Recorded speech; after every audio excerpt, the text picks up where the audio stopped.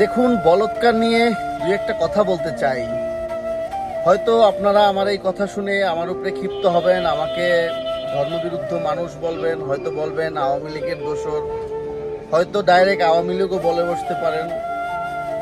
আসলে বিষয়টা খুবই প্রাসঙ্গিকভাবে বলতে চাই যে আসলে কারো পক্ষ বিপক্ষের জন্য নয়, যে আমাদের সমাজে মাদ্রাসাগুলোতে যে বলৎকার প্রথা বা যে বলৎকার সংস্কৃতি চলছে, সেটা থেকে যদি আমরা আমাদের এই এই শিশু সমাজকে বা এই কিশোর শিশু এই বাচ্চাদেরকে যদি রক্ষা করতে না পারি, তাহলে এই বাচ্চারা কিন্তু একটা ট্রমাটাইজ পরিস্থিতির মধ্য থেকে যায়, একটা বিকৃত মানসিকতার যে নির্যাতন, সেই নির্যাতনের মধ্য থেকে যায়, এবং তারাও কিন্তু তিলে তিলে সেই বিকৃত মানসিকতার মানুষ হয়ে ওঠে, সমাজের জন্য হয়ে ওঠে বিপজ্জনক, সমাজের জন্য হয়ে ওঠে বোঝা। সুতরাং আসলে এই শিশুদেরকে স্নেহ, মায়া, মমতা, ভালোবাসা, দায়িত্ববোধ শিক্ষা দেওয়ার জন্য কিন্তু আসলে এই শিশুদের দিকে সরকারের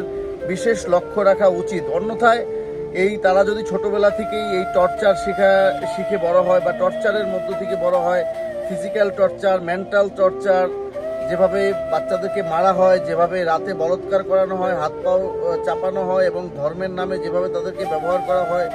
সেই জায়গায় কিন্তু আসলে তারা বড় হয়েও সেই মানসিকতা দ্বারা প্রভাবিত হয়, এবং সেই বিকৃত মানসিকতা দ্বারাই কিন্তু তারা সমাজে বিচরণ করে। সুতরাং সমাজে তাদের কাছ থেকে ভালো কিছু আশা করাটাও কিন্তু আসলে আমাদেরই ভুল। সুতরাং সেই জায়গায় জনসচেতনতা বৃদ্ধি করা, এবং বিশেষ করে সরকারি নজরদারিতা, এবং এই যে মাদ্রাসাগুলো, যে এই যে কি বলবো, এই যে আনাচে কানাচে অলিতে গলিতে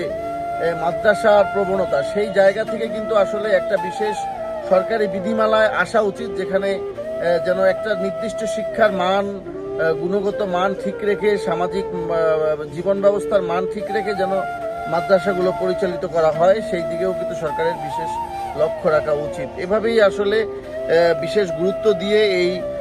শিশু বাচ্চাদেরকে রক্ষা করার জন্য সরকারের পদক্ষেপ নেওয়া উচিত বলে আমি মনে করি।